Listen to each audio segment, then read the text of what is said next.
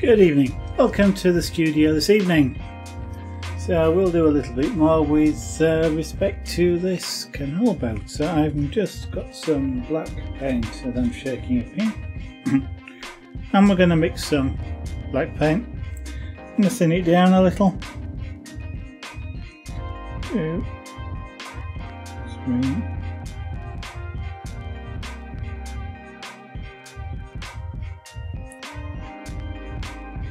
It sprays better when it's thinner, but you do have to be a bit careful not to go too thin, because then you start to lose colour. Black, for example, starts to look dark blue.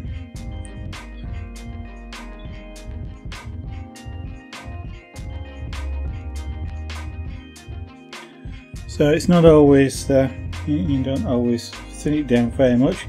In theory, I suppose what they always say is supposed to be like skimmed milk or semi-skimmed milk. I never know how thick semi-skimmed milk is supposed to be. I don't drink it, and I don't particularly want to go buy some each time I do any airbrush painting to realise just how thin that is. So I'm just thinning it down this much, and we'll see what happens. I know this is probably, I've actually probably thinned it down more than I need. The black isn't as bad as white. There's still quite a bit of a pigment load in black, but it's not as bad as white would be. And dropping some black into the airbrush. A few drops, not all of it. Most of it, but not all of it. And we'll tidy up some more of this image. Strictly speaking, we'll start to tidy up this image since I haven't done any at all up until now. Tidying, that is. Change glasses, make it easier for me to see. Take the spray cap, take the nozzle cap off here, so I actually get paint coming out where I want it to come out. And there we go, we get some paint. And now we start tidying. Well, one of the first things I wanted to do was to just change that,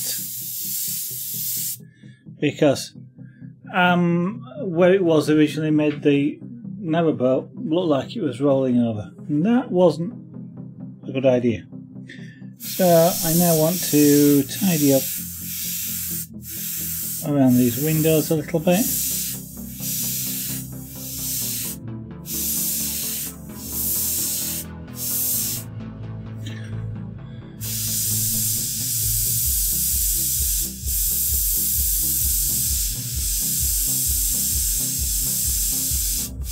Now, because the black spray is better than the white, I can actually do this with it, which is a bit harder to do with the white. Can do it, but what I'm doing here is just using basically a continuously moving dot. I'm still not very accurate with it for some reason, but that's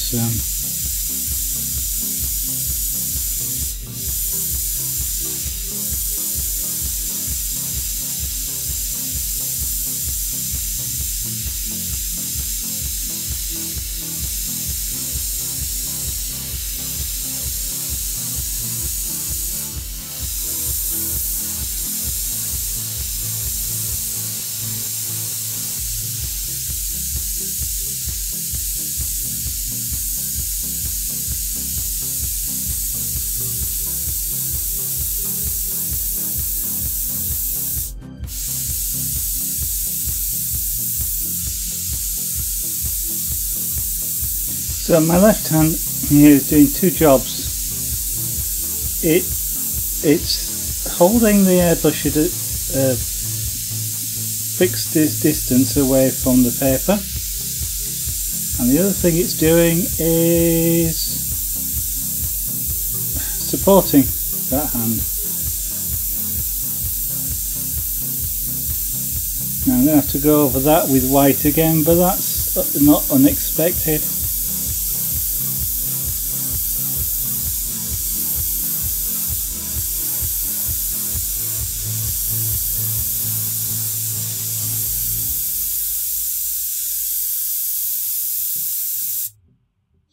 because I've gone over where I want it to, but that's not right, not a problem.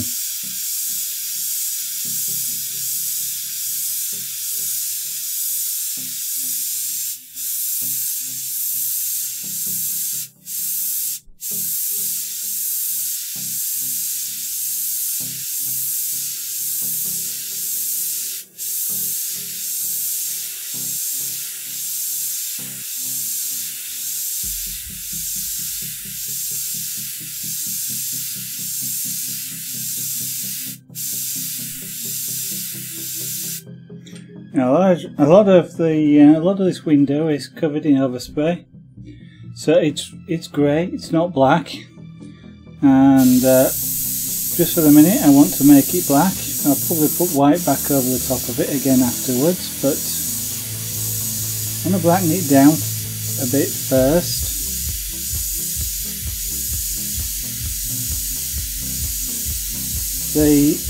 The grey does tend to make it look like it's reflecting, which is fine. That's kind of something I will want. But initially what I'm after doing here is getting a reasonably tight edge.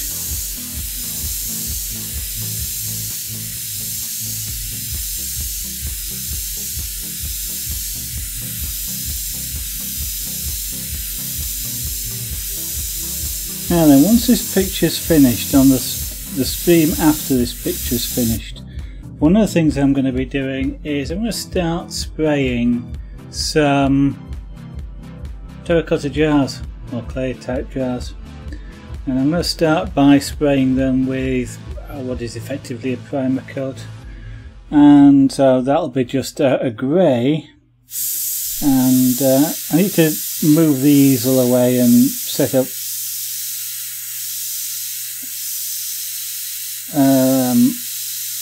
some protective paper on the desk, because the paint will get kind of everywhere, and we're going to do some sort of point and shoot type airbrush painting, where literally I'm just spraying an undercoat, a primer coat, which stops the surface paint soaking in.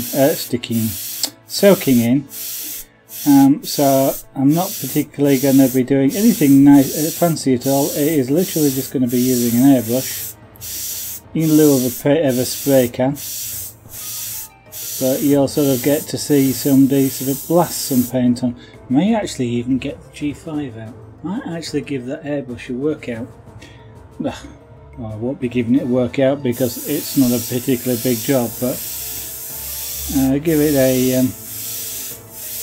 I've used it exactly once since I got it, so it might be a good thing to actually sort of just use it again.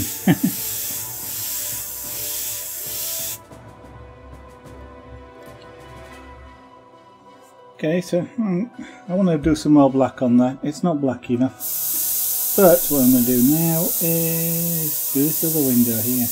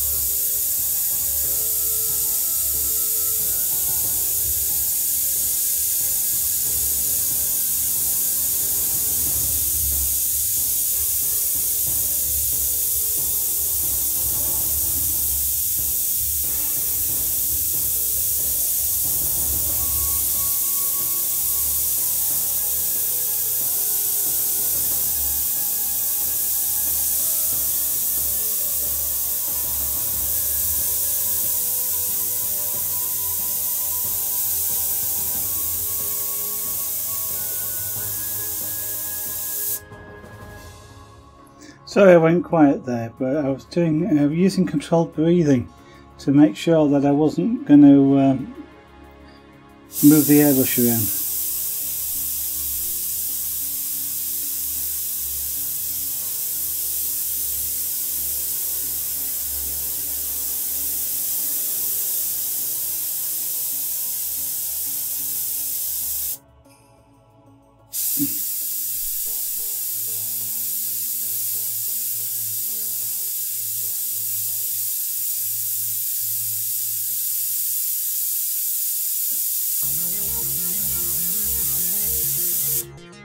I'm leaning on the against the table to do that, and my stomach's leaning against the table. If I breathe, I go in and out. So I was doing control. I was moving backwards and forwards. So I was doing controlled breathing basically, so I don't disrupt what I was doing, because I was trying to make a really good quality outside line. Since I didn't do as well on there. So if I'm talking at the same time, I have to breathe more. And if I have to breathe more, my body moves more, which made controlling the placement a lot harder.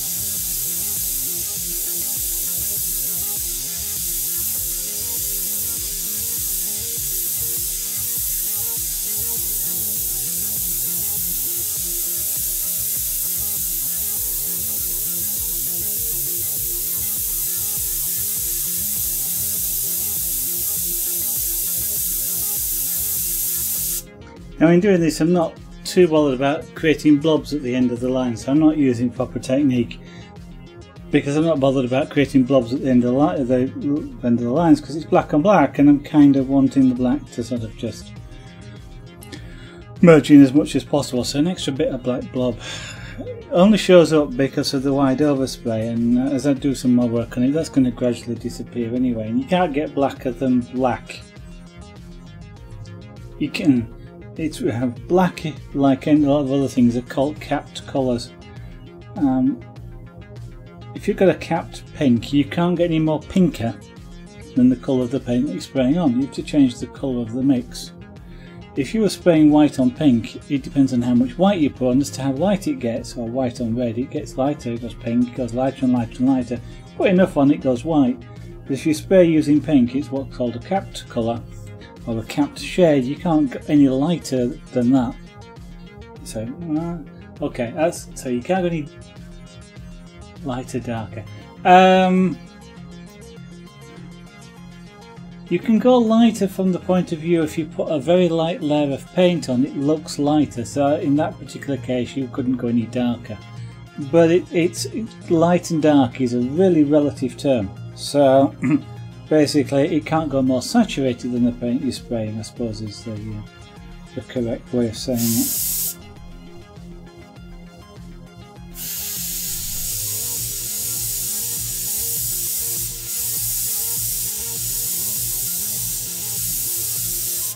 So using the line I drew in black, I am just going along the inside of it, over the white edges, here to create a black edge.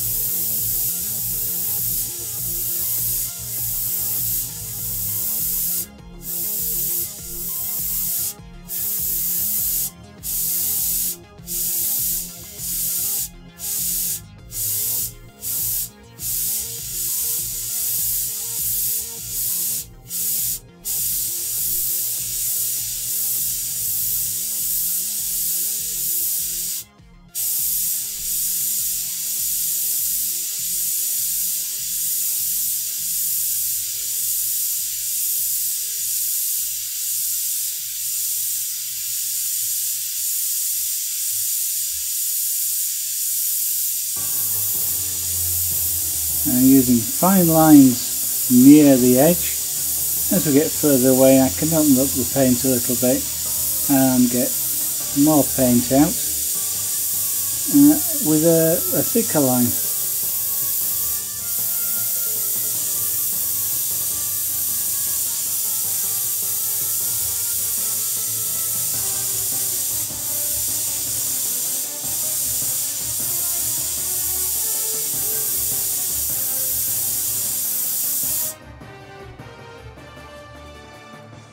Now you've got to get tip dry with black. Pigment load isn't quite as much as white, so it's not as bad, but you still do get it.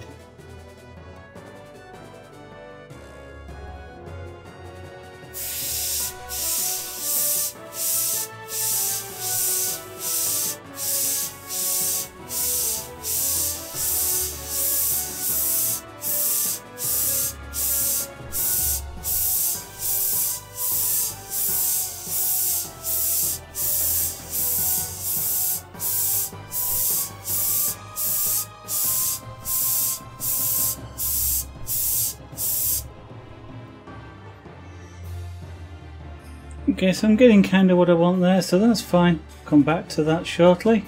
What I'm going to do now is move down here onto the bulwark. Can't actually remember the bit that this is called, but basically the top of the hull. It is still on the side of the hull, so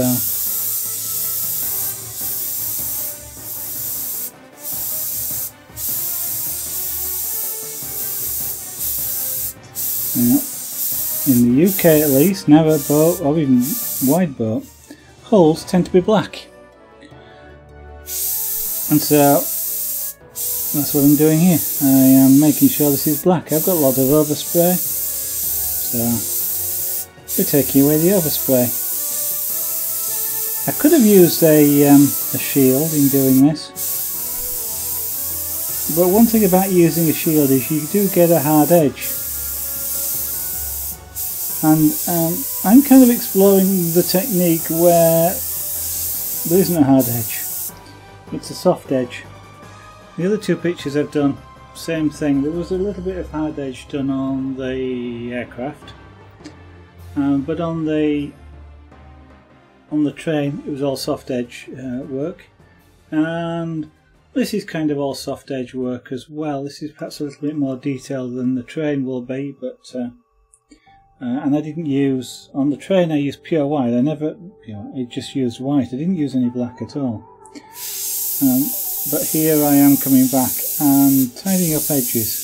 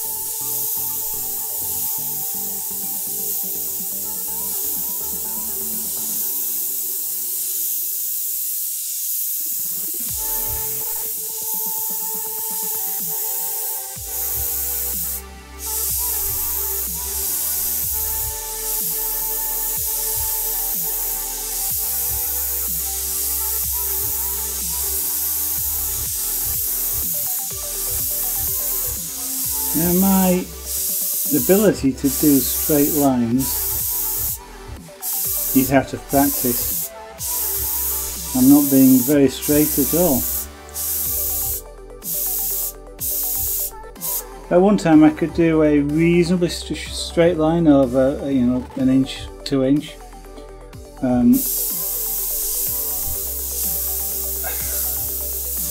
I'm not doing bad, but I am nowhere near as good as I used to be at doing this. So I could do a fairly long line by doing lots of line segments, short lines, and then just carrying on the line, because one of the things you kind of practice with airbrushing is joining on. Joining on would be, I've drawn a line, stopped it, what I then do is come back over along the same path as that line, and just before I get to the end of it I start putting paint on so that I join my new bit of line onto the old bit of line to create a continuous length. And that's sort of creating line segments, joining things on, and if you can do that, it means you can do quite long lines at reasonably accurate sort of straightness, I suppose. And that's a useful technique at times.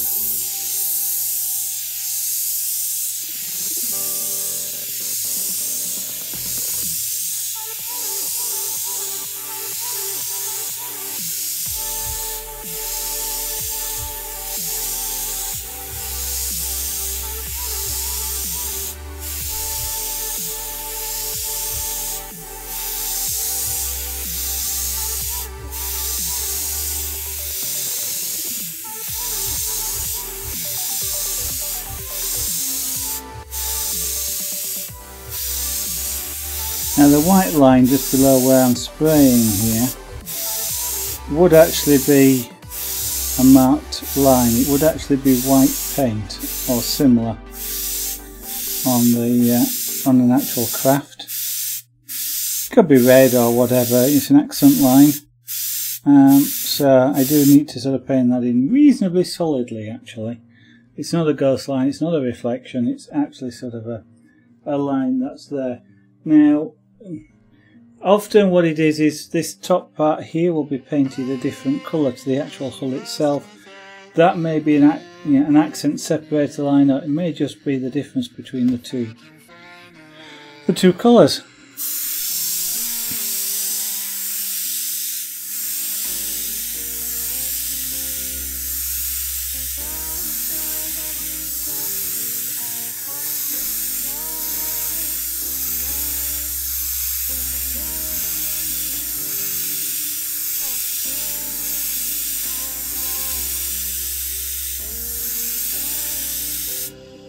Of course there may well be reflections as well, so you know we might get a little sparkle off of it, but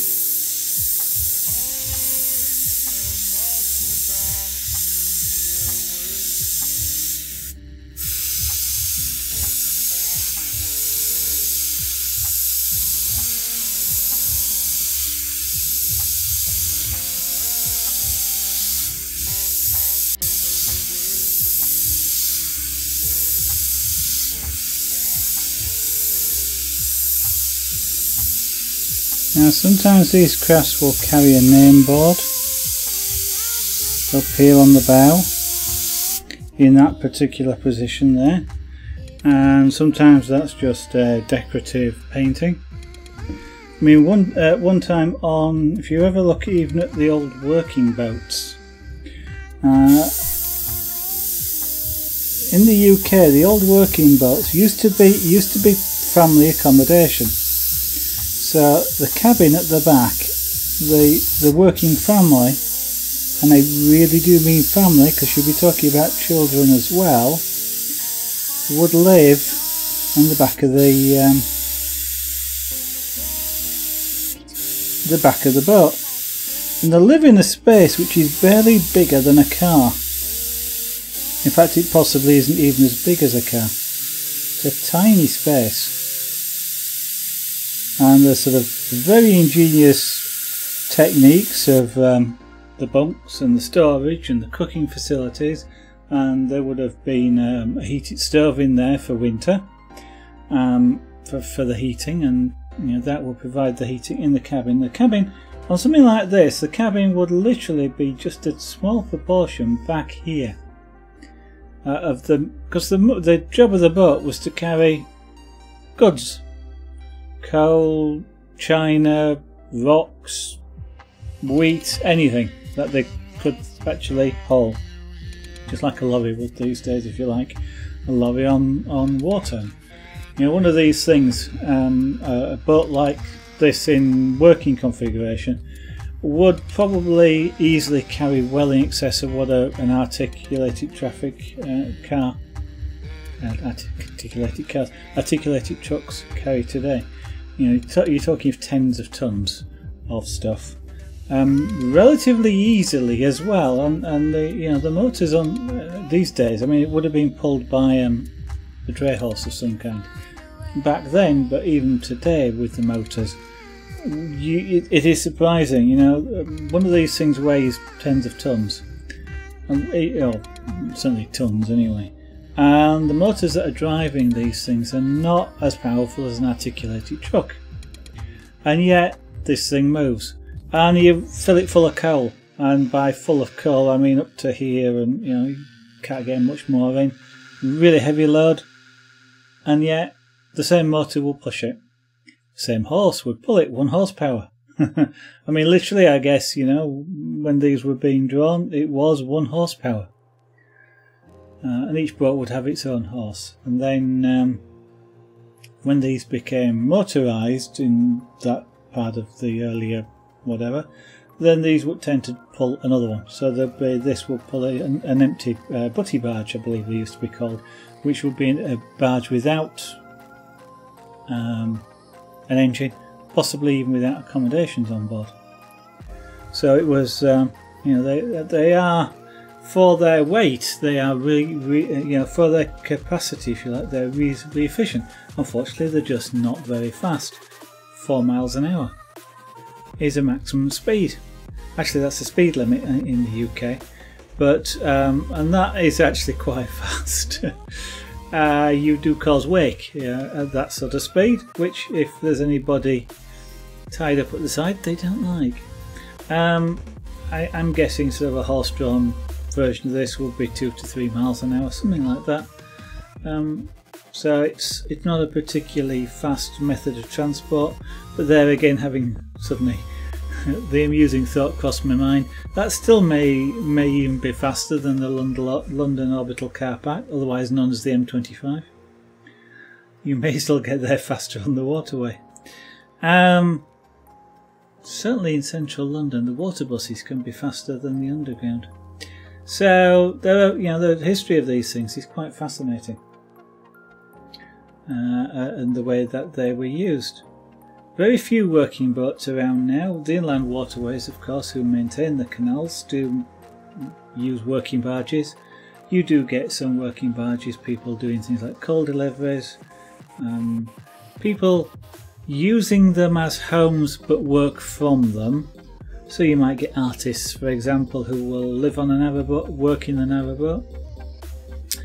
The narrow refers to the fact that they are narrow and wide in the UK. A lot of UK canals are narrow. Now, I don't know the width of them, but I don't know, 20 feet, something. They are relatively narrow. So the narrow boat is actually reasonably unique to the UK, as I understand it. Wide boats may be sort of 20 foot wide. In the UK, the canals are only that. You couldn't get them in some parts of the UK. The locks, which raise the level to go uphill or downhill, are only just wide enough to get a narrow boat in. They're only 10 foot wide, that sort of thing. I literally don't know the width of these. You'd have to look it up. But they are narrow because they are literally narrow. They were designed to go in the locks. Or chicken and egg. Were the locks designed to fit the boats, or were the boats designed to fit the locks? Obviously, a lot of the canals were dug by hand. No machinery back then, so they didn't want to dig a lot and put clay down, which is what keeps the water in a canal. Is the clay base, the clay that's around it. It's called puddle clay. Don't quite know why, but it's created by using your feet. But it's the clay that keeps the water in the canal, because water obviously isn't permeable, and they obviously didn't want to dig them any wider, so they're wide enough to let 2 boats go past each other, one each way, because it's a bi-directional road. And apart from the locks and essentially in some of the narrow locks, narrowboat locks, then a boat goes up when the boat comes down. You don't get two boats in the same lock at the same time. Some of the wider canals you can do that. You can effectively have two boats pass each other's in locks. It's a bit of a complicated thing to get your mind around sometimes, especially if it's a flight of locks. But if you're interested in locks, one of the most famous sets of locks is in Bingley in West Yorkshire. It's called the Five Rise, the Bingley Five Rise. It's 5 consecutive locks, one after another. There's no gap between them. So if you go to the top lock, the bottom gates of the top lock are the top gates of the next lock down, and it does that all the way to the bottom. 5 rise. It's quite a steep thing as well. Nice place to have a walk around.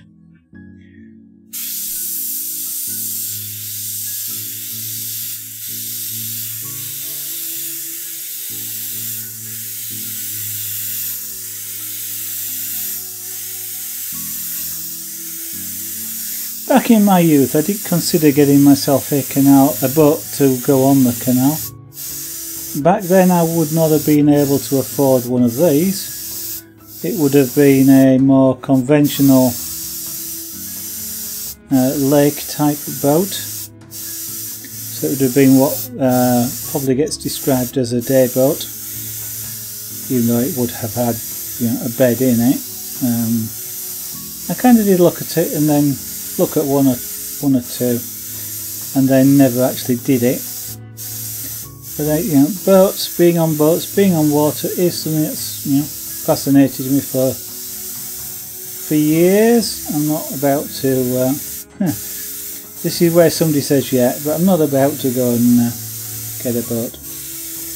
Lady Zara is not a particularly good sailor, shall we say.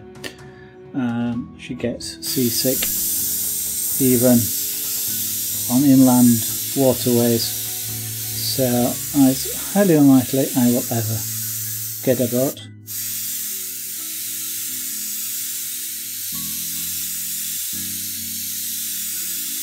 But that's kind of why I know a little bit about them.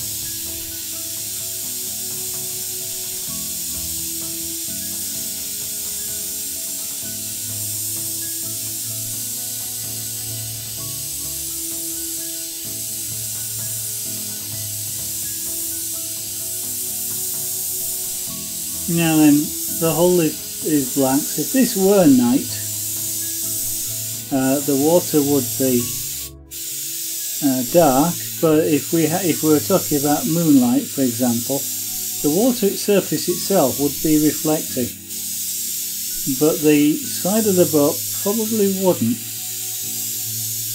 So that's going to be the blackest of blacks probably, whereas the water actually won't be. So what we're going to do is make sure we get a black edge. Now I am not bothered about it being straight. As I mentioned earlier, if this boat's moving, which of course in the UK they don't do at night, I'm not sure whether they're actually allowed to or not. That I couldn't say. I have a feeling they're not allowed to, but I'm not sure. Or maybe that's just pleasure boats are not allowed to. Working boats may be these days. But if we assume this was moving, then there would be some form of wake. There would be water moving alongside of the boat, therefore it wouldn't be 100% still. So we might get reflections, for example, and it might be an interesting thing to put a sort of reflection in the water but certainly what we would have is some form of rippling and what have you.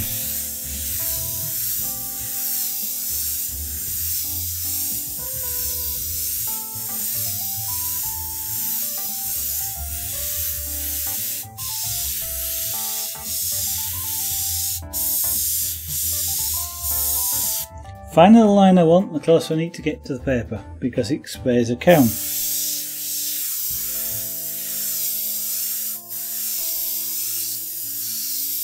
We are out of black paint. There we go. So I've got a bit left, so yeah, I'll put that in.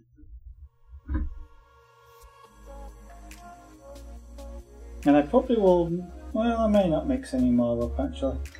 So we may switch to using white at this point again.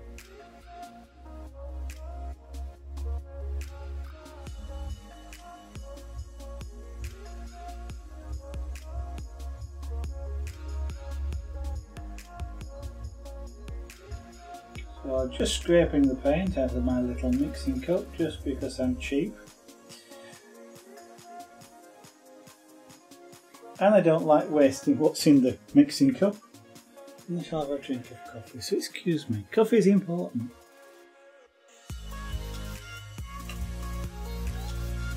Now then, I mean that is starting to look good from your point of view. It's starting to look not bad from my point of view. And because the camera is enhancing the contrast. Yeah, and some of those angles are slightly off, I think. Perhaps this one might just... These are all in line with each other. This one's off slightly.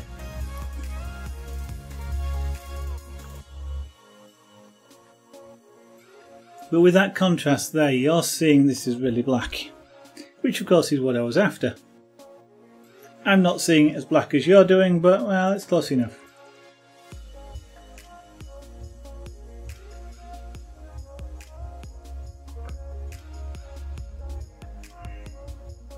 But I'm going to put some more black in there, especially up here around the bow. And bring it around in a more realistic sort of shape, which is probably sort of down here. Possibly if it was moonlight you might have moon shadow as well. If it's sunlight you might have sun shadow. It's difficult to say whether I'm drawing this as in sun or in moonlight or infrared even. I don't know. I mean naturally sort of the black background suggests night, but that's kind of only a suggestion.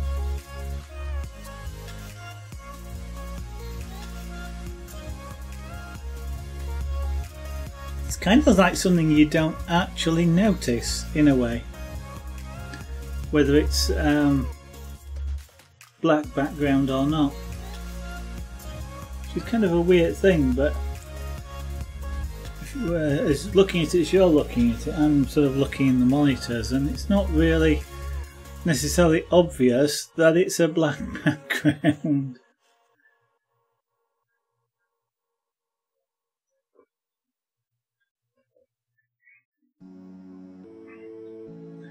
I'm thinking I probably need to spray white up right up to the edge here as well, all the way down there, and possibly around here into the bridge mouth. Well, it could be a tunnel mouth, I guess.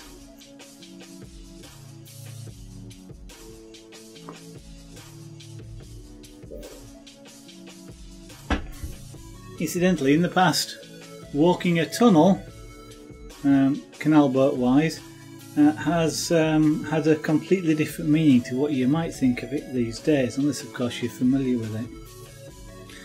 And in the past, when these boats were drawn by horses, the tunnels were never made with a towpath down them. That would have been a lot harder to construct and things like that. So the tunnels were just dug as arched tunnels. And what they would have to do, and it would take at least 2 people to do it, is they would actually strap a plank across the top of the narrowboat, literally across it, sticking out over the sides, and it would have to go over the top of the potentially it would either have to go across the top of the living accommodation, or if it was that narrow a tunnel, it would be either on the back plate where they stand or on the front plate here in front of the load.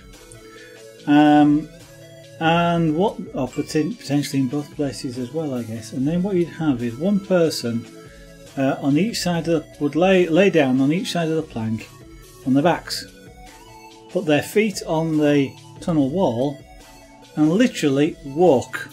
So they would push the boat by walking along the tunnel wall for however long it is. And some of these tunnels are a mile or more long, and so they'd be walking, pushing umpteen tons of boat for a mile or more to come out the other side. That's walking the tunnel.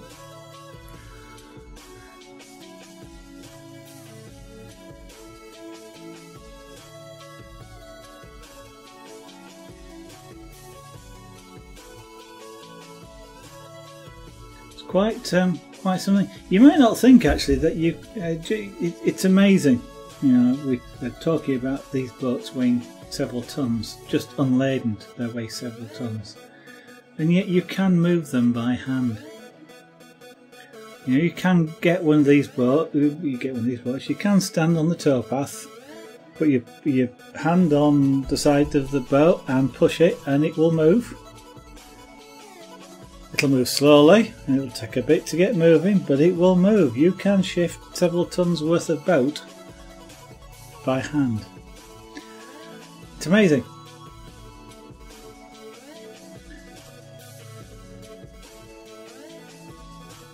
There's all sorts of terminology. I'm just having a bit of a rest, by the way. There's all sorts of terminology comes into this as well, which is sort of really, you don't always necessarily know where words come from. With narrowboats, you kind of don't. Well, you don't turn them. You wind them, or I guess some people might pronounce it wind. It's actually wind rather than wind, but it's spelt the same in the UK. W-I-N-D. And that's winding a boat is the process of turning it around. And it's called winding because you use the wind to do it.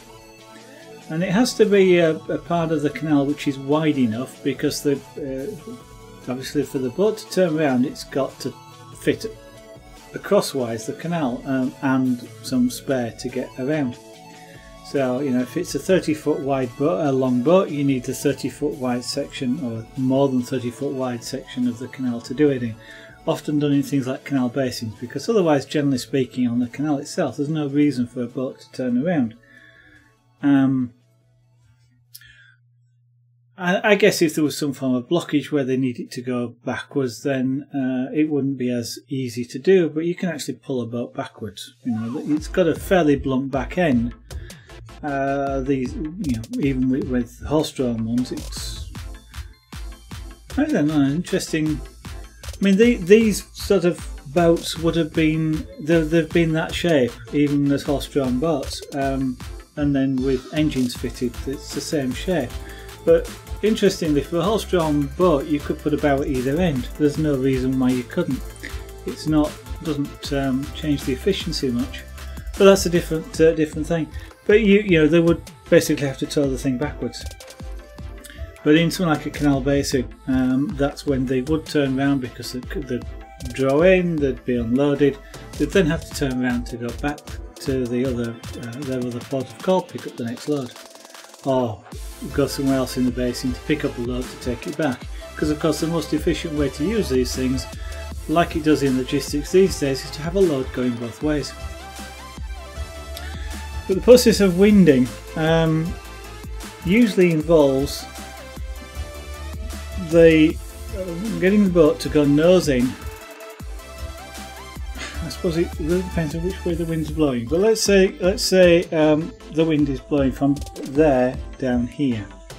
So what they do is put the nose of the canal boat against the bank here. So let's steer it to be nose in. Now, somebody would then hold it with a rope, basically. And because then the boat is stopped, the wind is acting on it, you're holding the front end because the wind's blowing across here, so this back end, which is not being held, will actually blow around.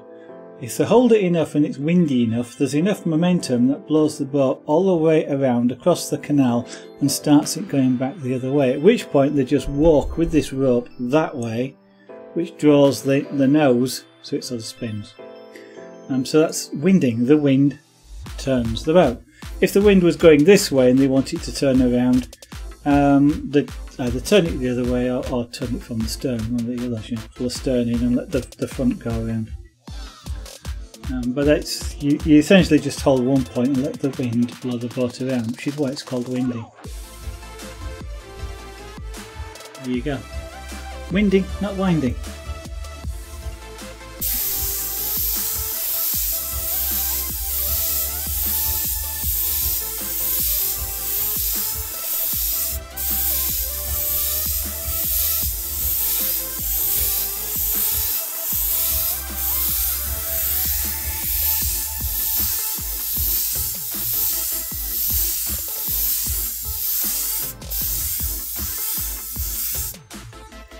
Incidentally, talking about powered boats, if you see a boat on a canal which is pumping water overboard, generally from somewhere in the hull, that's not dirty water that they're pumping. They're not pumping out the toilets or anything, and it's not somebody having a shower. It's actually canal water, which they've pumped, through the engine, sort of around the engine. But it's been used to cool the engine, and is then pumped straight back out again. So it's drawn in around the engine and pumped straight back out. So it's only dirty water if the canal's dirty. And actually, canals are fresh water, and they're actually often or have been used to actually transport water. So one thing about canals is a canal is a moving waterway. It might look like the water's static, but it's not. It flows. And just like a river, it flows from a high point towards the sea, or towards its end. And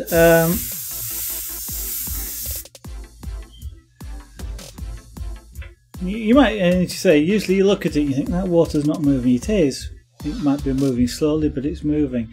And what causes it to move is one of two things. Either there is explicitly sort of an overflow at the end, if you like, which the water comes out of and goes down, or it goes into a lock. And the lock, when you empty a lock, takes water from, well, when you fill a lock, it takes water from the high point and fills the lock. And when you empty it, it goes from the lock into the low point. So every time you empty a lock, the lower part of the canal raises slightly. Now there's probably tens of thousands of gallons of water. I mean, it takes minutes, literally can take minutes to fill locks. Some of the small locks, some of the big industrial locks can take 20 minutes to fill, even with great big sluices. But the water level rises slowly, and it doesn't rise, tens of thousands of gallons in a mile-long canal is not a lot of height, but it sort of goes up, and that height doesn't instantly happen all the way along. It flows down, and the water sort of is flowing down the canal. So that moves it into the next section, and the next lock does, and it moves on until the water is dumped out at some point. And it does get dumped out at some point, because if it didn't, then you'd flood. Because the water's always coming down through the locks, you'd flood the very end of it. So that there is always an overflow. Even if it terminates in a canal basin, there'll be an overflow of some kind into a nearby river, and the water goes into there. Water authorities have used that mechanism as well, because they take water from rivers, but also they've used that mechanism with the water coming through the canals to feed ponds and stuff like that, from which they can take water for purification for drinking. And some canals, if you take for example in the north, where I live, north of England, one of the famous ones is the Leeds-Liverpool Canal. It goes all the way from Liverpool to Leeds. Actually, that canal carries all the way on. It's coast to coast. you can start in Hull and end up in Liverpool by water across the country. I actually don't know what the water main's called, but if you think that goes up, it eventually sort of goes up over the Pennines and comes down, and so it's kind of like, it's almost like it's two canals, one from the Pennines towards Hull, one from the Pennines towards Liverpool, and the water has to go, it has to be, I don't know if it's pumped, might be pumped, could have been pumped. A lot of canals were pumped to put water into their top point in order to keep them keep water in the canals, and it is something that in drought conditions, for example, they often ban the movement of boats because there isn't enough water to top the canals up. So if they continue to let boats go up, the top sections would actually empty and dry out, and a dried out canal is not a good thing anyway, because the clay dries out and starts to leak. But yeah.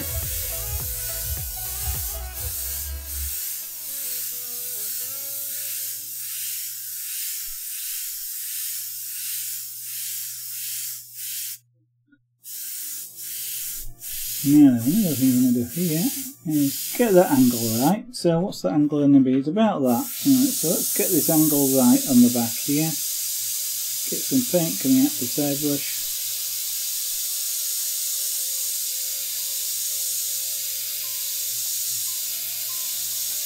And we're going to make this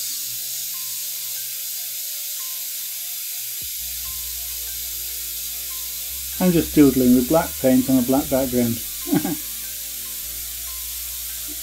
I can see it there. We're actually going to darken this down. In fact, I want to get the angles right, because for a tunnel or for a bridge, the shape is important. It's the shape that holds it up.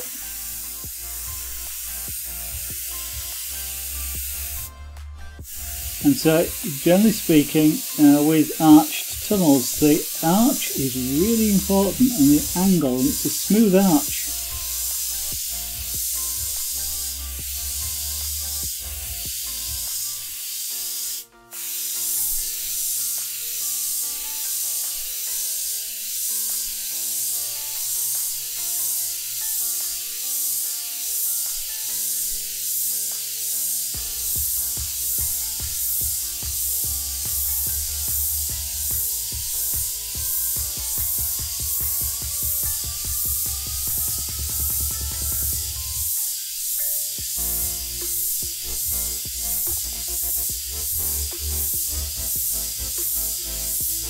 I'm not doing too bad. I'm hitting my mark sort of 8 out of 10 times. And the mark I'm trying to hit is that black line I put in there.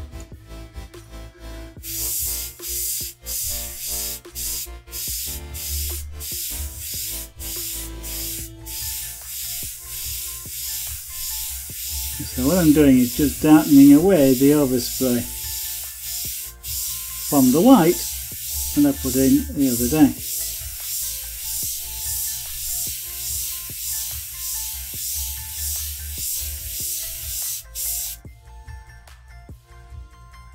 Because I want that to be dark. As you can see, it's looking darker. Now then, the water level would be about there, going backwards. It wouldn't be down here. Perspective. But remember your perspective, because you might intellectually put the water across there, but it's not, because of course it's. If it was at this level, and this level is about over here, if you go backwards in the at this sort of angle towards your vanishing point, which is over here somewhere, the edge of the water is heading to the vanishing point, and probably a little bit low actually, but it's not bad. So where would the vanishing point be? It's going to be actually about there. So if we think about roughly, it's sort of along that sort of angle. So I'm actually a bit low there, but I can actually put some white in afterwards to fix that. So that's going back straight along the canal wall.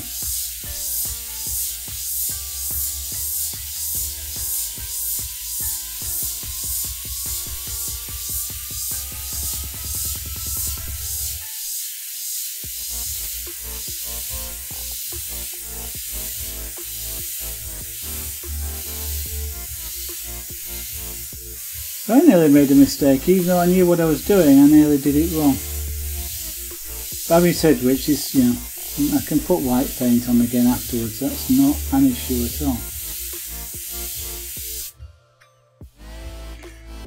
I was kind of also wondering whether to actually sort of put brick marks in there, but I might do that afterwards. And I was kind of also wondering about whether to make this a turnaround bridge. Which would dictate the shape of it. I mean, this is a modern day boat. Okay, a lot of canal features, however, are not modern day features. They have been there for years. The job of a turnaround bridge is to get the towpath. Well, one of the jobs of a bridge, and a step-around bridge is a slightly different thing, but one of the things about a bridge often is to get the towpath from one side to the other. And to do that in such a way that the boat can be pulled continuously, so they don't have to disconnect the boat whilst it's in operation. It's being towed from the towpath by a horse. It's being pulled. If you want to get a horse to go over a bridge from one side to a towpath on that side to a towpath on this side, if you think about it, if you had the nose of the boat, which obviously would be going that way, tied to the horse can go up the bridge, that's okay, and over the top, and then it goes onto the towpath at that side. But at this point, the rope has gone over the top of the bridge. The boat is going under the bridge. You get an oops moment. And the oops moment is when the rope comes over the top and not underneath, and it's caught on the bridge. The boat comes to a sudden stop and the horse gets yanked backwards. Actually, horses are stronger than that. But yeah, it would come to a stop anyway, because it literally would be, it would end up sort of using this like a pulley, and it'd pull the boat backwards, and ultimately we'd still come to a dead stop. So they'd have to disconnect the horse and then reconnect it on the other side. And in some bridges that's precisely what they would do, where they want to change the towpath, side of the towpath. They'd have the boat coming down, they'd disconnect the horse from the boat, throw the rope onto the boat. The boat has got momentum, it's several tons, and it's moving. It doesn't want to stop, and it will continue to glide under the bridge. And there's timing in this, you see, because that boat's moving at horse walking speed, and the horse though has got to go up over a bridge down onto the other side, which is longer. So the horse actually has to walk faster. Doesn't trot, but it's to walk faster to get to the other side, to catch back up with the boat, which is continue going. Somebody throws the rope from the boat back onto the horse. The horse, you know, the handler with the horse catches the rope, ties the horse on, and then the horse gradually picks up the load and carries on towing the boat. But that's quite a lot of work. It takes at least two people to do it. In, you know, one who's with the horse, one who's disconnecting the boat, as well as the person that's steering the boat. So one of the things you get is turnaround bridges. And turnaround bridges are really clever, because what happens is you come up onto the bridge from the towpath, and the bridge doesn't sort of stop. What it does is it comes and creates a loop around like this. So you get, if you like, it joins the towpath heading back that way.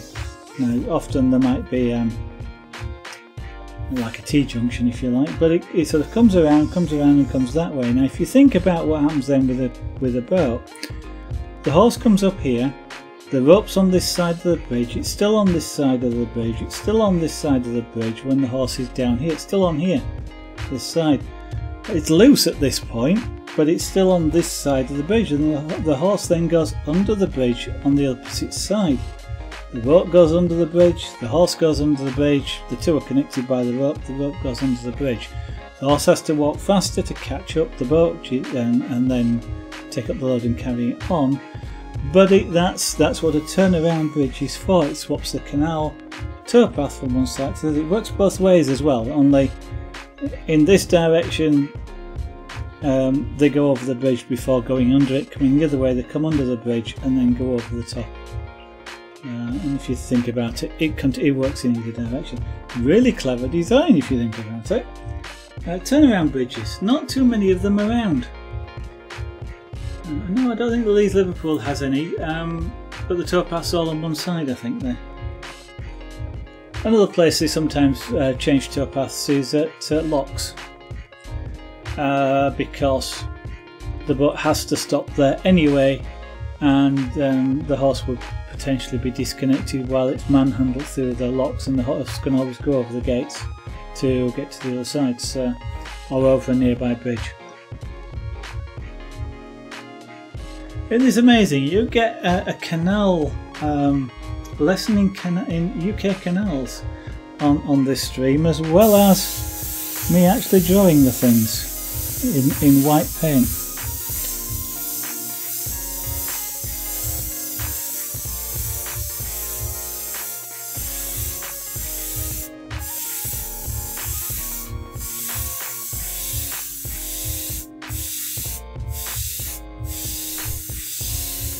I'm just adding some more black in here.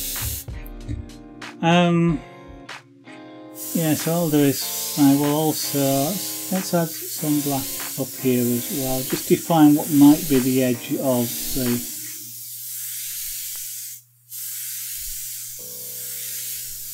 bridge. I'll get rid of some of the overspray that's there.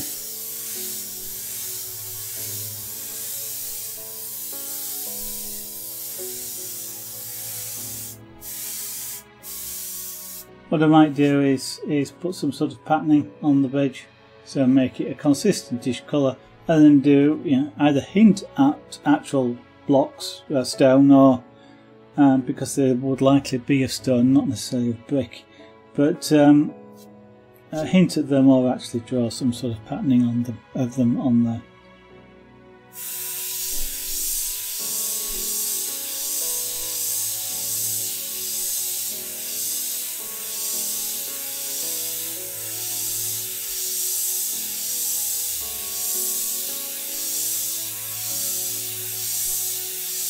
We're out of black paint again. Do I want more black paint, or do I switch to white?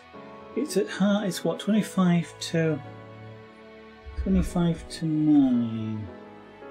Okay. I think what I'm probably going to do is stick with the black at this point.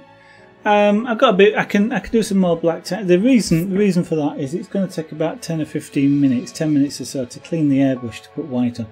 I will stop somewhere between 9 and 9:30, and if I take sort of 10 or 15 minutes to clean the airbrush out to put white on, I don't have a lot of time playing white, spraying white, and there is more black to do here. I've got some edges to tidy up.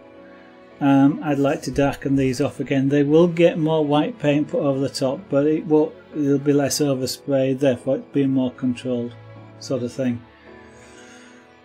I don't know what to do about a name board. Canal boats, usually of this style, the narrowboat style, they will, in quotes, replicas of working boats, because they're not working boats, or not that definitely. But there would be a name board at the back here. Canal boats were usually highly decorated. The more decoration on them, the more wealth. The decoration was the wealth. The decoration was for the families that used to live on them, was a matter of pride. They would decorate everything, which is why you see painted jerry cans on the top. Everything was decorated. It was a source of pride you know, to decorate your boat and have these sorts of things on them. They didn't go silly. I mean, it wasn't sort of everything's covered in flowers. I mean, the cans and things might be, but I mean, the boat was a working boat, and if you think that all of this front end would have, you know, coal or stone or things thrown in it, so you didn't decorate the working bit of the boat. It would be the back end, the cabins and things. But there used to be a name board on the cabin, which was usually their port basin, area of operation. You know, which canal they were operating on, which company they were working for if they weren't, you know, self-employed.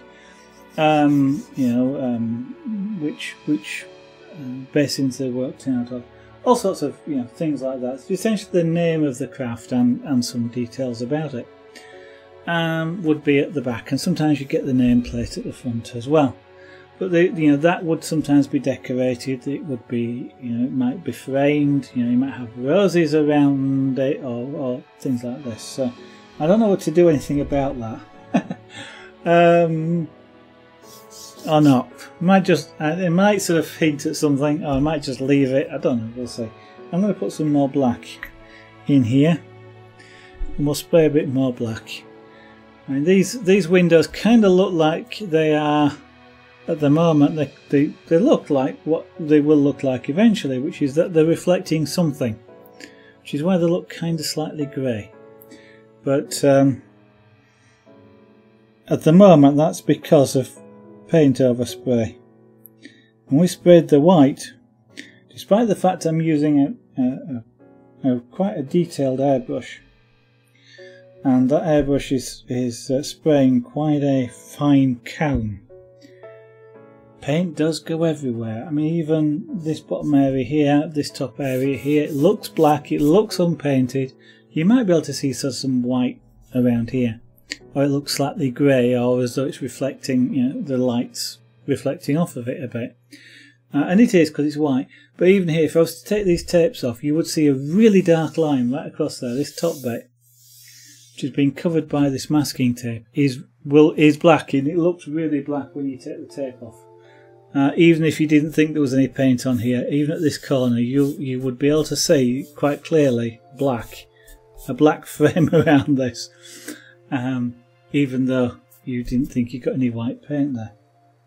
So my next job is to dilute the black I've just put into here down a bit. 1, 2, 3, 4, 5, 6, 7, 8, 9, 10, 11, 12.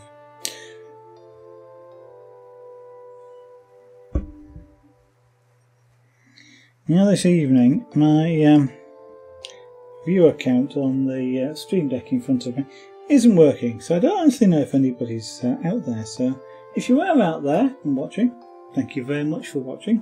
Hope you're enjoying it. Actually, I'm kind of enjoying it. I was feeling a bit tired when I started, but it's amazing when you get talking, just how absorbing that becomes. Especially stuff. I kind of didn't think I'd be suddenly starting talking about the history of narrowboats, but there you go.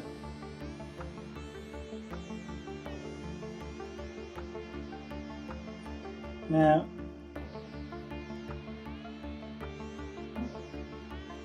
narrowboats isn't the only thing that I paint. This is the first narrowboat I've ever painted, literally. I've never painted one before in my life. This is the first time, and not only is it the first time, it's the first time doing it in monochrome. And it's been drawn completely freehand.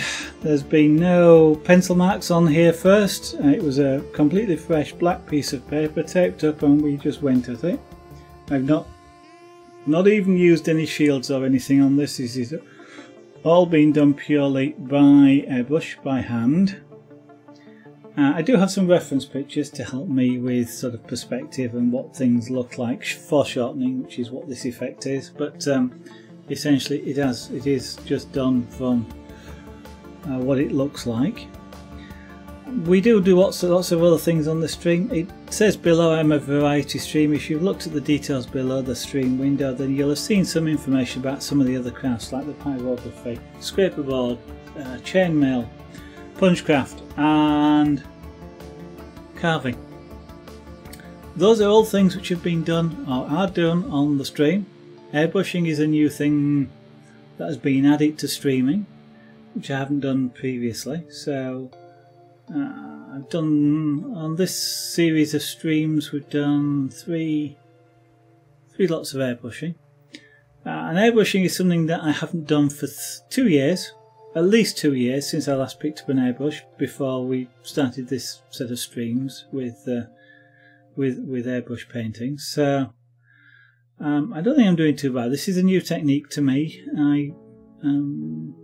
Not the monochrome. The monochrome I worked before, but doing objects where normally when I do objects I'm looking for detail and everything is clear focus and things like this. Here it's more of a soft focus sort of style, a different style for me. So it's something fun and different to practice.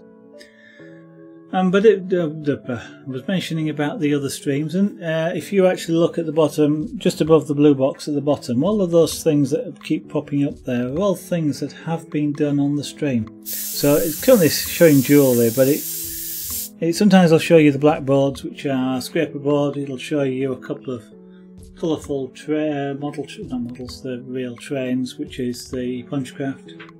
You'll see some of the plain wood on there, which is the carving. You'll see the pyrography, which is the brown coloured pictures, and I'm trying to think what else it would show you, but anything that's on there has been done on stream, and I am gradually uploading the archive of all those things onto YouTube. So going back now to when I started streaming in April 2015, I'm gradually uploading all the Twitch, what would be the Twitch archive. So all the broadcasts are gradually being uploaded onto YouTube. So if you'd like to see any of the earlier broadcasts, then of course you can check out YouTube, bearing in mind that they are recordings of broadcasts, so they are done in broadcast timescales, real time. So a 2-hour broadcast is a 2-hour video. I'm not splitting them up. I know YouTube would be better to split them up into 20 minutes, but I've got some 700 to 800 hours of video to upload, and that's 3/4 of a terabyte of data, and attempting to edit those and split them up, that would be a full-time job for quite so many months. I mean, it's quite a big job just to upload them anyway. So you know, if you'd like to look at something, just pick your way through it, fast forward if you want, and what have you. One of the other reasons for mentioning is some of the crafts, some people like, for example, pyrography, that have seen pyrography before, especially if they've seen it on YouTube, usually have seen time-lapse. They may not realise that what they're watching is time-lapse, but they are usually time-lapsed. And so you can see sort of a big image created in sort of 20 minutes. In reality, that probably took 20 to 40 hours, that sort of thing, for somebody to do. There are artists that can work fast, that can do an image in 20 minutes. I'm not saying there isn't, but a lot of what you do see on YouTube is time-lapsed, which gives you a slightly false impression. But so you'll see my pyrography is 20 hours, you know, 10 streams, 12 streams, 15 streams, these sorts of things. Same with the carving as well. I mean, they do take longer when I'm streaming, because like I'm now, for example, I'm not painting, I'm talking. And back then especially, I did have a habit of, I could talk or I could do, but I wasn't doing both at the same time. I'm a lot better at it now, but I still tend to stop when I'm talking. So, you know, it's not necessarily as fast as it could be, shall we say, but if you are interested, check a look. And my own website is there as well, zarganart.com. That's got a little bit of information about some of the crafts, a little bit more than is actually below the stream window here. And also It's got a little bit more information about some of the pieces, the jewellery pieces, why they're called Special Lady, why they're called, you know, Morning Sunrise, and you know, things like that, or why one of the pyrography pieces is called Salute to Sunset, for example. It gives you, you know, a bit more information about what they are and why they were called that. Whilst there is a tiny shop there, it's only got I think it's got 3 items in it. But if you are interested, in purchasing things, which is primarily the jewellery, although having said which, I may well put these images into the shop. There's Etsy down there. Zaragonart.etsy.com is the shop. So a lot of the jewellery you see, well, all of the jewellery you see on the right hand side, is available to buy in the shop if you would like to do so. The pieces are, however, made specially for you. They're made to order, so they can be made to a particular colours or sizes.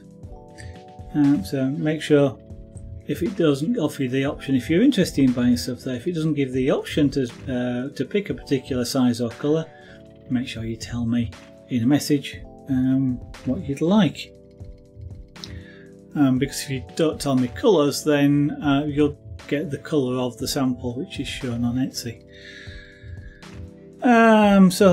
And I would also say most of what you see is anodised aluminium. It's really sparkly, really shiny. It's quite, yeah, anodised aluminium is nice, but there is also available bright aluminium that's not as shiny. Anodised aluminium doesn't tend to tarnish, and tarnishing for aluminium means it goes sort of greyish. Bright aluminium will tarnish, it'll go a grey colour, which, to be honest, is kind of what sterling silver does. When sterling silver is highly polished, it goes sort of a dull grey before it starts to go, you know, the black colour that sterling silver eventually goes. There is also, I mean, there is a bracelet up there using titanium, but any of the others potentially can be done in titanium. Some things will work, some things won't, so not necessarily everything. There is also niobium metal available as well, although there's none up there. Niobium is kind of as hard as titanium, and sort of, I will say, as light as titanium. It's not quite as light as titanium, but it's fairly light. But it's more shiny than titanium. Titanium looks as though it's dusty. It's not dusty, but it looks dusty. Niobium is shiny, but not as shiny as the anodised aluminium. I will get some pieces up there. We've also got stainless steel available if you like weight. Stainless steel. I haven't got one on me. I've got, this is anodised aluminium. This is sterling silver. There we go. I don't sell sterling silver, I'm afraid, though, but anodised aluminium. I can make sterling silver, I just can't sell it as sterling silver. That's for legal reasons. I don't want to end up in prison, to be honest. But if you did want something made with sterling silver, but I would not be able to tell you it was. Oh, sorry. I can make things with sterling silver. If you wanted something made with sterling silver, I potentially could do it, but I can't sell it as sterling silver. I would have to call it silver metal. You'd pay sterling silver prices, you would get sterling silver, but essentially that guarantee that it is sterling silver is not there. So you have to trust me. There wouldn't be any hallmark or anything on it either, so to be honest, that's the reason why I don't sell it. I can't hallmark them.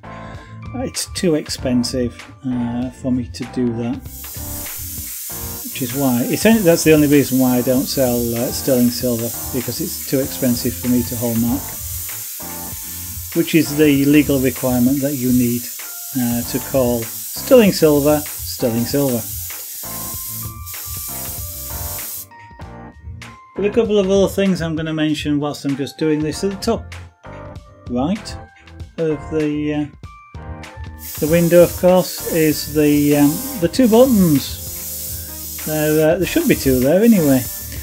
One, of course, is the follow button. If you like what you're seeing and would like to see this or any of the other crafts, then I would encourage you to push the follow button. It doesn't cost anything, and it puts me on your favourite list, so that on those front screens, the following list, you will get me if I'm broadcasting, and you will potentially get the notifications if you allow Twitch to notify you as well.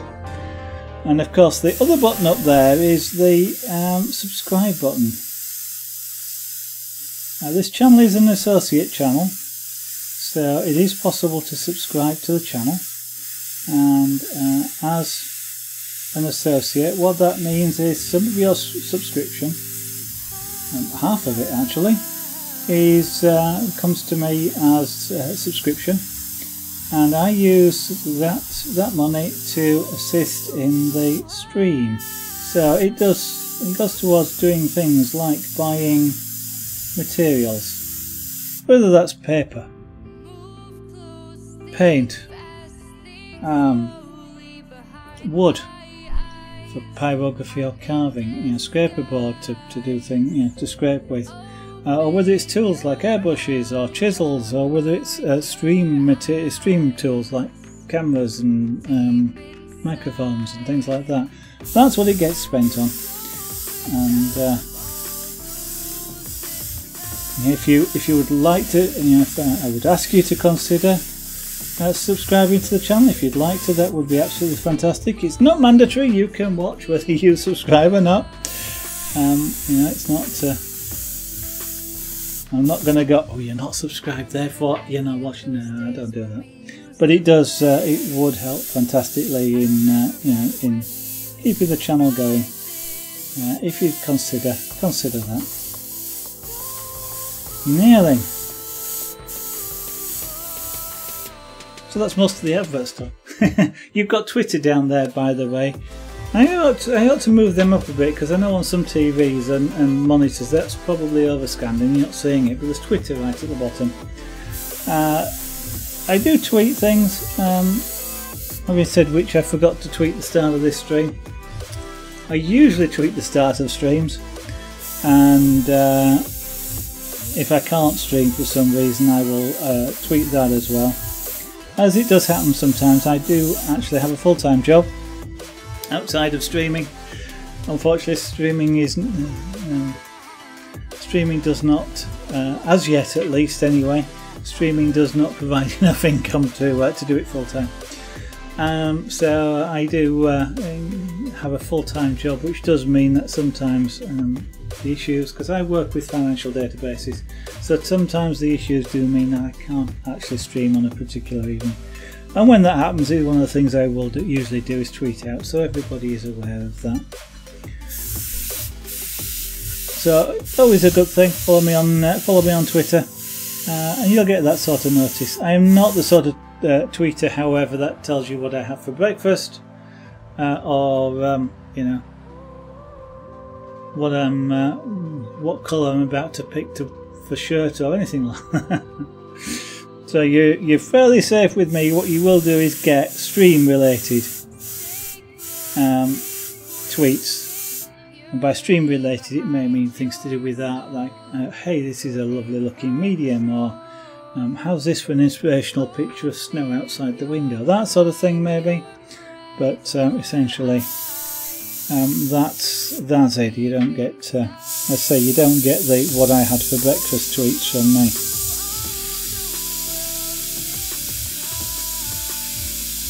Yeah, I'm just going to concentrate a little bit on what I'm doing here. There's Facebook there as well, so slightly different information, but it's similar to what goes out on Twitter. Of course, well, I suppose Twitter's about to increase their character limits, but there's often more text in Facebook. And pictures up there as well that I don't necessarily always tweet out. So you might like to check out the Facebook as well, which of course is Zaragonart, or at Zaragonart, facebook.com/Zaragonart, as you might expect. There is an Instagram site as well, but there's not many pictures up there yet. It's one of those things that I need to do, but there's only so much time in the day to do things, and as I just mentioned, I have a full-time job. And then generally I stream for 2 hours most nights, so YouTube at the moment is occupying me uploading the images there, so the Twitch archive there, and I do also want to manage to see if I can find some time to do a few instructional videos specifically for YouTube. So things like you know, what is pyrography? What do you need to do? What do you need to you know, to be able to do pyrography? How do you do it? That sort of thing.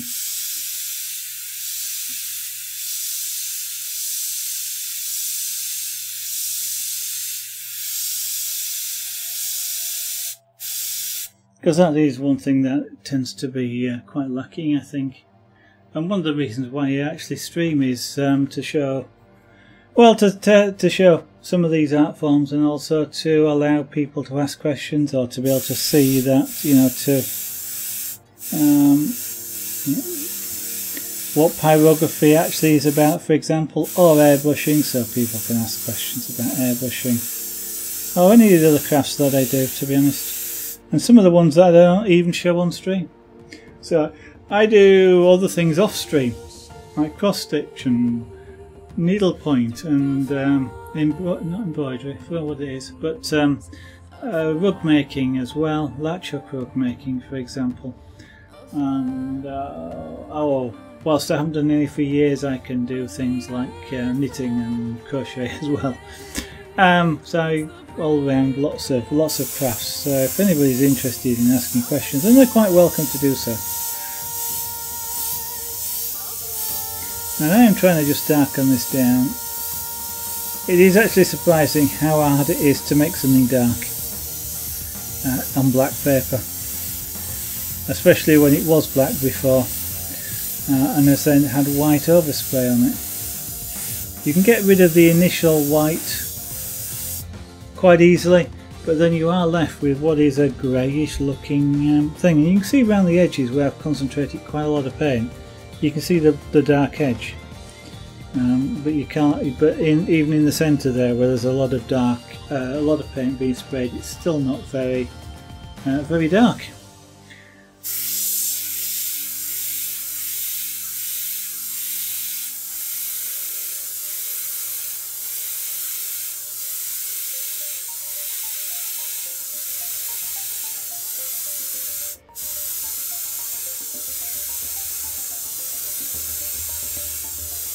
Now this is paper, it's not canvas, so I do also have to be careful, because this is water-based paint, not to oversaturate the paint, the paper in a particular place, otherwise it swells and potentially, you know, whilst I'm not likely to rub at it at that point, but it could sort of rip easily. It's obviously a lot softer than it would be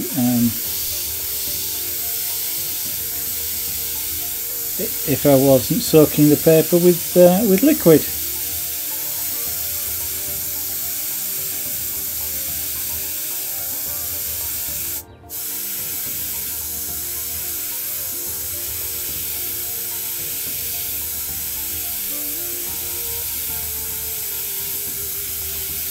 Now,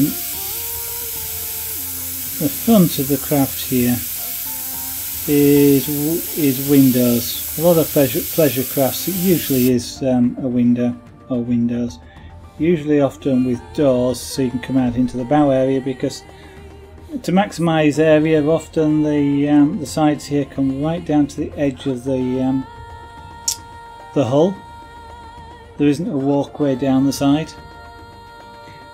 because that would take away a certain amount of interior space basically, and they don't want to waste any, and so they often come down there. So the only way to get into the bow is either over the top or through that door, or you get off the boat and walk around and join it again. But anybody that's inside, you know, often people have this tendency to like to look where they're going. So you will usually get windows here to which people can look out of when they're in the boat.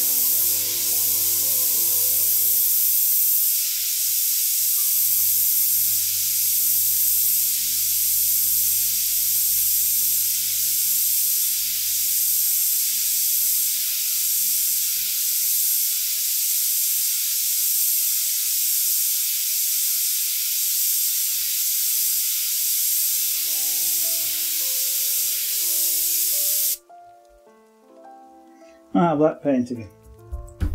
Okay, put what's left of this black painting, and then we'll use up this black paint, and then that would probably be it for this evening. I won't mix any more after this.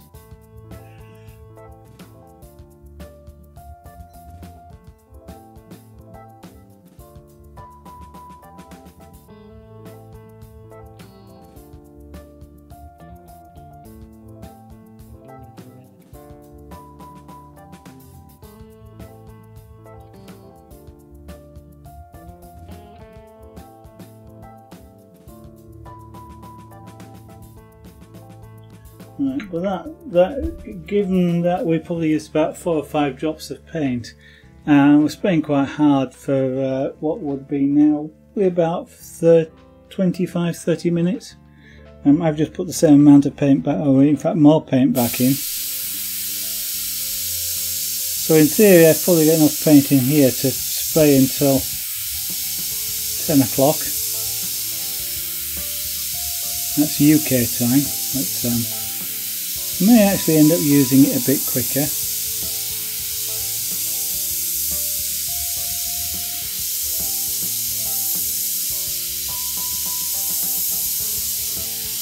The idea at this point here is to sharpen up this edge. So we've got a sharp edge on this side, and then we will make sure there is paint there. Probably tomorrow when I put white back on. But we'll go over this bit that we've just made dark white again, with white, because I want to sort of create a surface there with windows. But as you can see, you get the idea at the moment that it's set back slightly from here. So there's a slight covering, if you like. You've got an opening or a doorway there. Okay, it would be glass in this particular case. I put doorways and all sorts of stuff in. I don't know how much detail I get. Or we'll go to. In the past, were I doing this, I would have been doing things like the edges of the door frame and maybe hinges on it, and you can actually get that sort of detail, especially with this airbrush, as well as this airbrush is the only one I've got that will do that level of fine detail, but there are on the market airbrushes like the Iwata Monochrome, which do really fine detail if you can handle it. To use super detailed airbrushes, you don't get super detail because you've got a super detail airbrush. You get super detail because you can use a super detailed airbrush.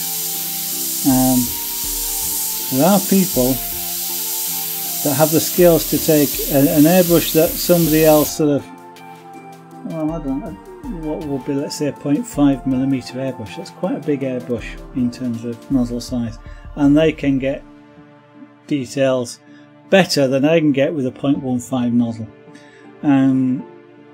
Or even people that know how to use this can get with a 0.15 nozzle, and what they can do with one of these things is absolutely amazing. But yeah, so it's, airbrushing is having good tools. Having tools that allow you to get details doesn't mean you get details. You have to have the skills to be able to use it in order to get details. So whilst I could at one time have maybe got hinges and the door frame in there, I probably can't do it anymore. And this style that I'm working at here really doesn't want that sort of level of detail. So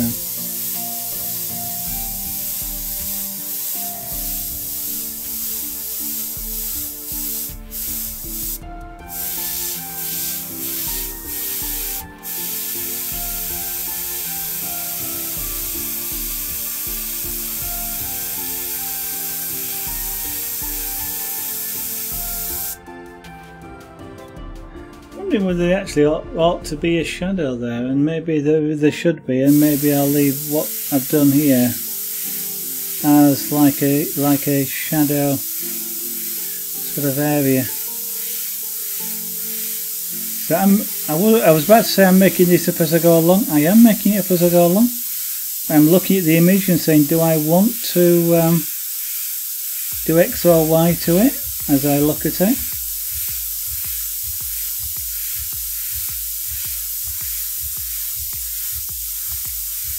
So, you know, it's kind of looking at that and going, actually, I like that shadow.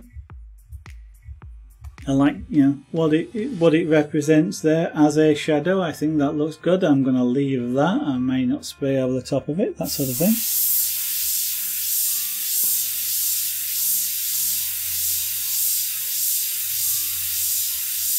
Which then tends to suggest that there ought to be one here as well.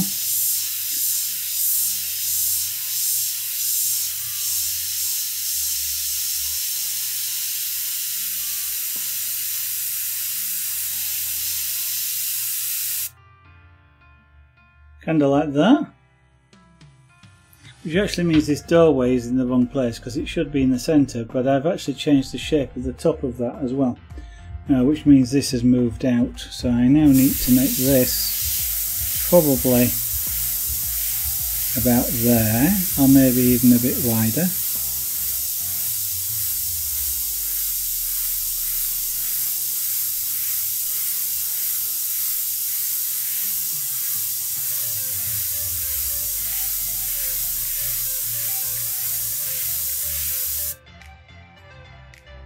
Yeah, it looks better at that sort of thing. Now I've got to make sure I go straight up here.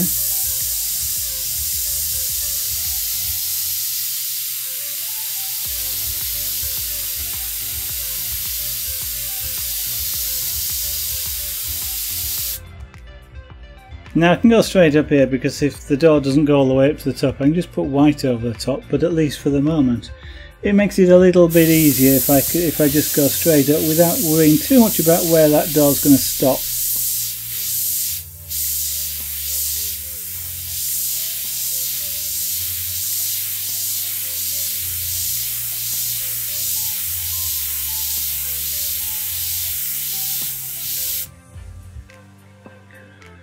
Now there will be some form of level in here, whether it will be level with the tops of the bows or whether there'll be some sort of platform inside.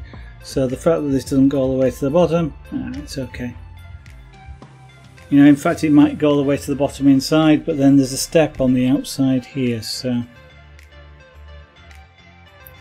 that's still a little bit, wants to come over a little bit more.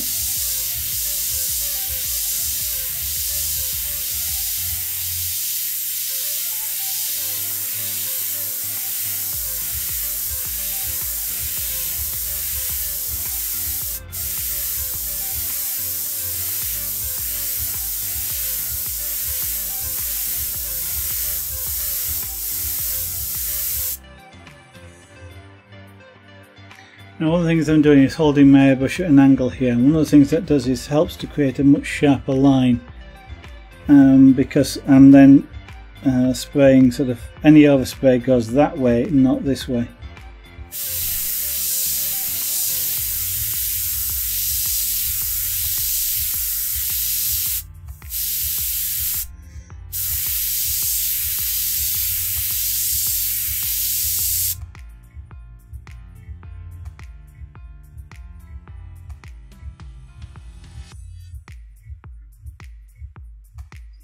So does that look straight?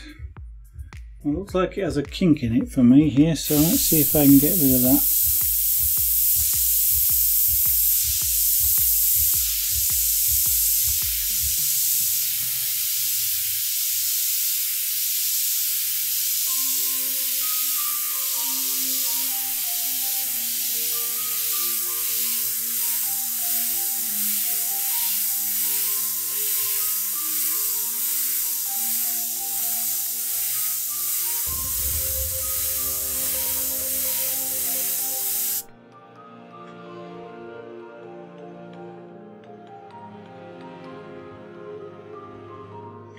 Okay, what I'll do is I'll actually also put a window in here. So I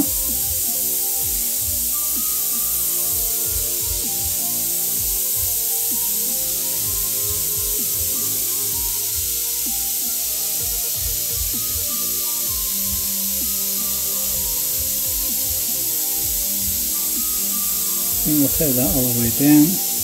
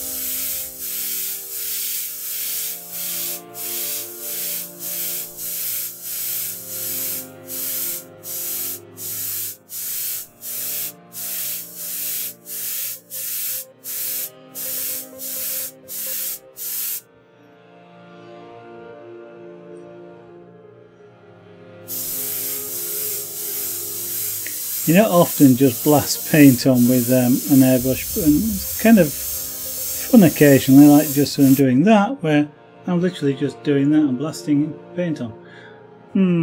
That's going to need white going over the top again, but that's not bad.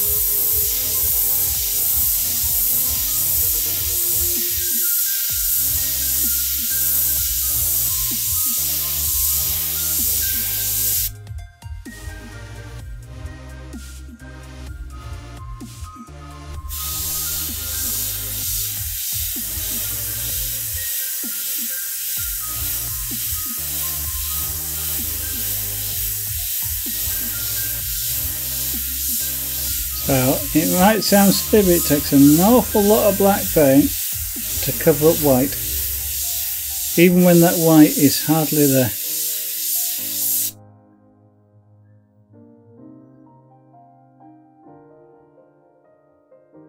Now that's not bad. It's not white here, it's not black here, but I know it looks black to you, but it's not black here.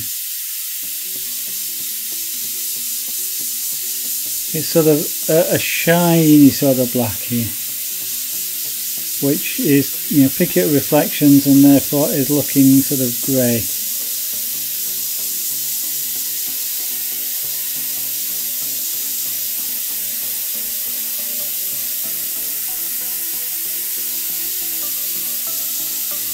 So the only way of getting it to go darker for me here is actually just to keep doing multiple passes like I was just doing there. Let it dry, put some more over the top. Let it dry, put some more over the top. And continue to do that.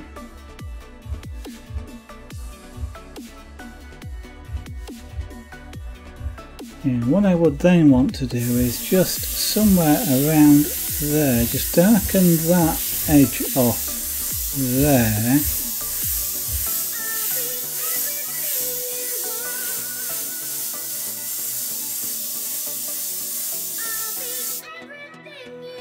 So that's it. So now what you're seeing is that there looks to be a corner.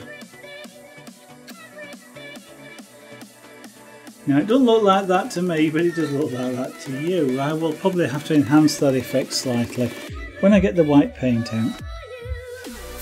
Now then, this one will...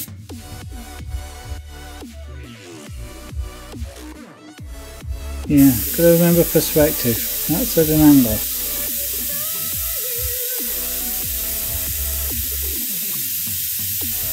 Vanishing points. Vanishing point. So there's a vanishing point over here somewhere. Over there. Which those two are going towards. And I have to remember that.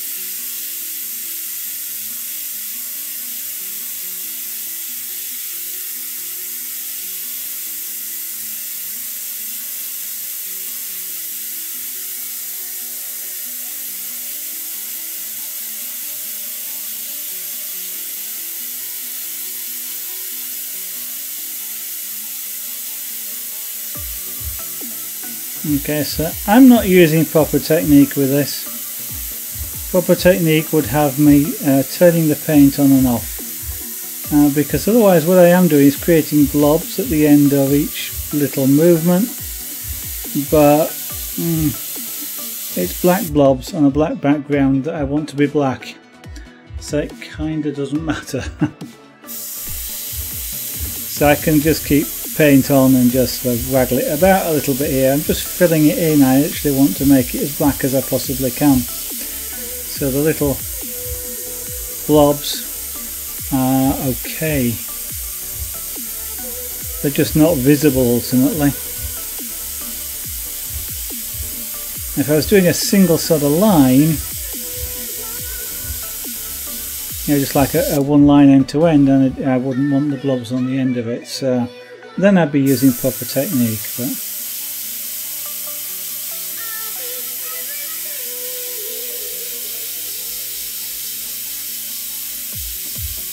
so I'm bearing in mind that I've got a shadow at the right hand side of me here. In the picture I'm actually creating a shadow. So I'm trying to make this bit darker than the shadow.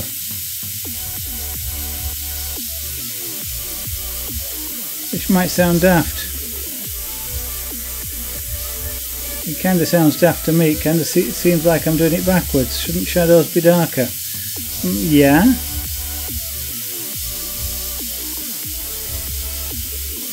But equally, a light shadow works as well sometimes. May do something about that later when we get the white paint out again. And I may flip it again and make the window lighter than the shadow. One of the weird things about black on or white on black monochrome is sometimes white paint can make something look darker. It's really weird. White paint can actually look black. It can make something look black. And that's a really weird effect, and doesn't sound right, but it actually is true. You can actually sometimes paint something, put a bit of white on it, and that white looks like it's something that's really glossy black, and it's therefore, you know, it's a reflection you're looking at really, but that's what happens. Nearly. So I'm now just going to do some more making things blacker, like the window, just to basically I do want these blacker, but I'm just using up the paint as well.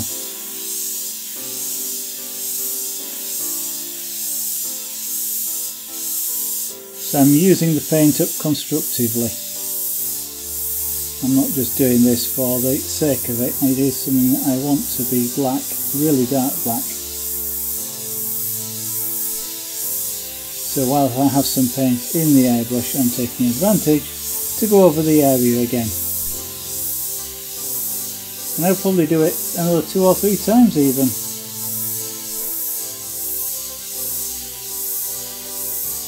Not tonight maybe, but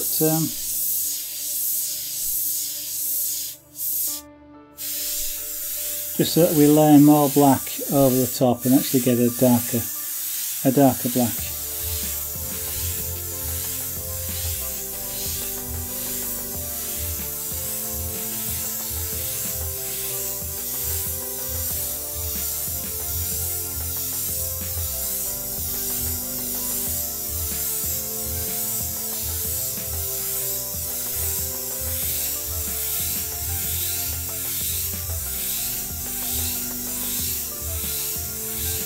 Something I mentioned earlier, but if you want fine lines with an airbrush, you get closer to the paper or the canvas. If you want less fine lines, you come further back.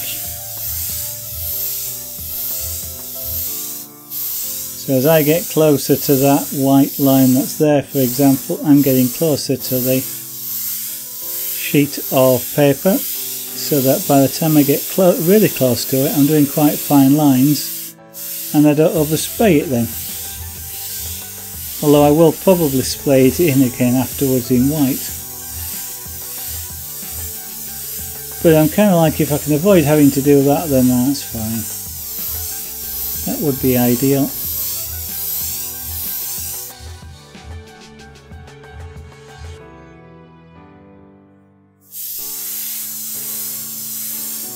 Now you should start to be able to see lots of shades of white now, or shades of grey, shall we say, which is in this,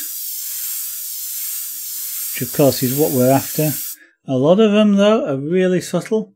This area here is really subtle changes of colour, same around here.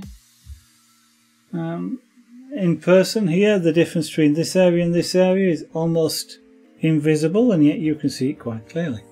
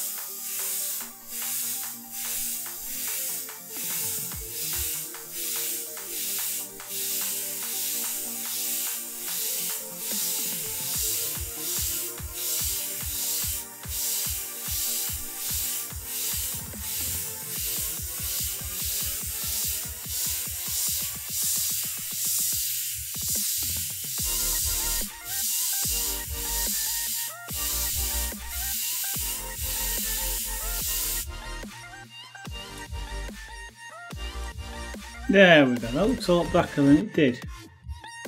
Right? Okay, I still need to make this blacker still.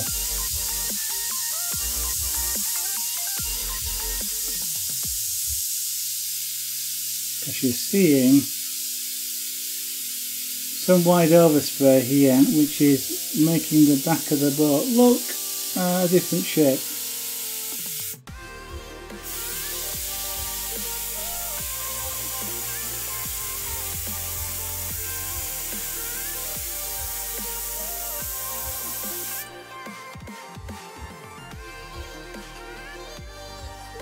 Now I probably will need to just go back over that a little bit just to put the water back in, but there again it doesn't look too bad as it is.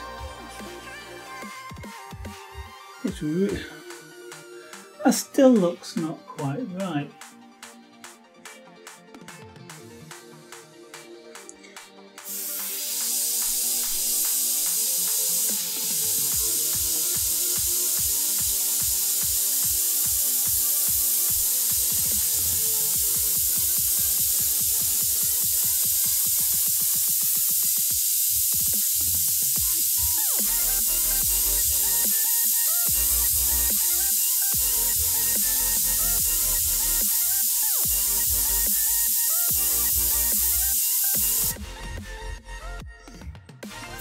I wonder, is that just because there is a light spot there? Let's turn that light spot down a little bit. Ah, looks better. It still looks the wrong angle though. Why does that look the wrong angle? That's the edge of it there. Yeah, it is. That looks a lot. I'm looking at the image on that you're seeing at the other end, yeah, on the screen there. That angle is tipped over a lot more than it should be in relation to these. It should be at the same angle as these are. She's about that sort of angle there. So it's actually a few degrees off, and yet when I look at it on the screen that you're seeing, it looks too vertical. It's a real weird thing. I'm wondering actually, it's possible that could be down to the fact that this angle here should perhaps be a little bit less.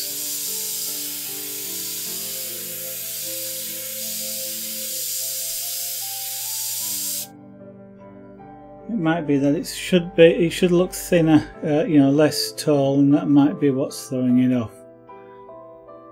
And what I ought to do as well is differentiate the top of there a little bit so we can actually see the edge.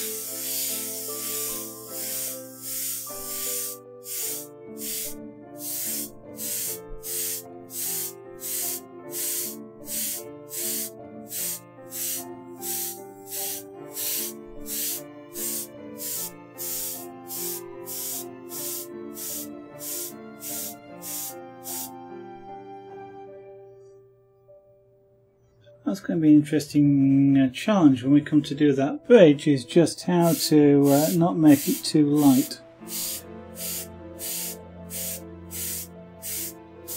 In connection with the boat, so we've got separation behind it. Well, maybe I just do that sort of technique which I've just effectively done there. Wasn't intentional, but there's kind of like, if you like, the boat's throwing a shadow backwards. So you see light and dark. I don't know, we shall see. Right, still got a bit of paint in here, not much though. So let's add some more black to this window here.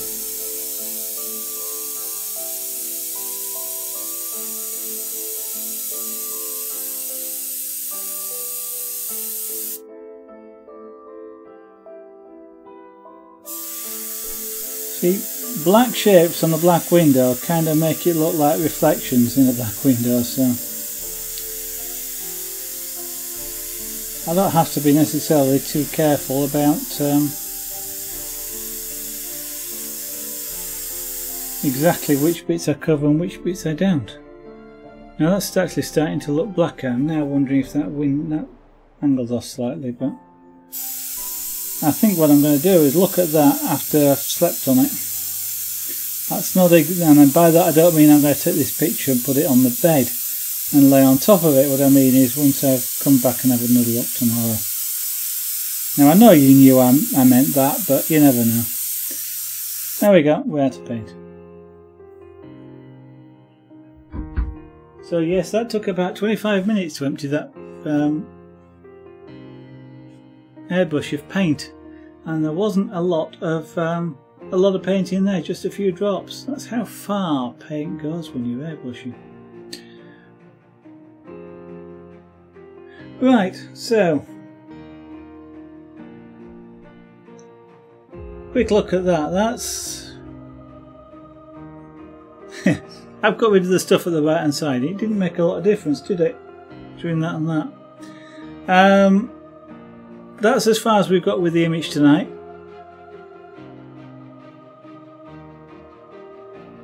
It looks... I'm going to have to watch where that vanishing point is, I think, because it still looks like it's rolling over a little bit to me.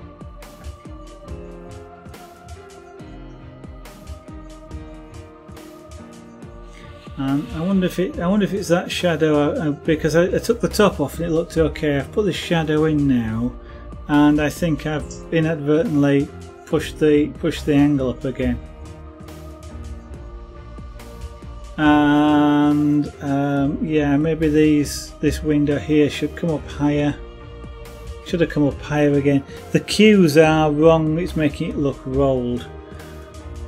And despite the fact that they're vertical, because of the other cues, you're not seeing these as vertical lines, which is really weird. Yeah, so I might have to do a bit more work on that one. But okay, so what we're going to do is say thank you very much for watching. Hopefully I will be broadcasting again tomorrow night, and we'll carry on with doing some more of this image. What I ought to do is tip this camera down a little bit, shouldn't I? It's sat at the top of the easel here. There we go. Oh, that's the... I was wondering what was up there in the room. Thinking, what's that up there? And of course you're seeing the camera, which is here. So that's the camera that you were looking at the work from. Yeah, so I should be broadcasting tomorrow night, hopefully. As always, it's always subject to whatever's gone on the day, but I aim to start broadcasting after 1900 hours UK time and before 2000 hours, so between 7 and 8 PM UK time, and I'll then tend to stream for approaching 2 hours depending on what time we start. So 1700 UK time, that's 1800 hours to 1900 hours GMT or UTC, they're both the same. If you're not in the UK or those two time zones, then I'm afraid you'll have to do the maths, but there again, it's what, 9:36 here in the UK now, so you could just subtract like 2 hours, and that'll be 7:30, so give you an idea. Before I go, I'll remind you about the two buttons at the top right. That's up there, isn't it? I point left and that's right. I ought to maybe reverse the image, but anyway, up there.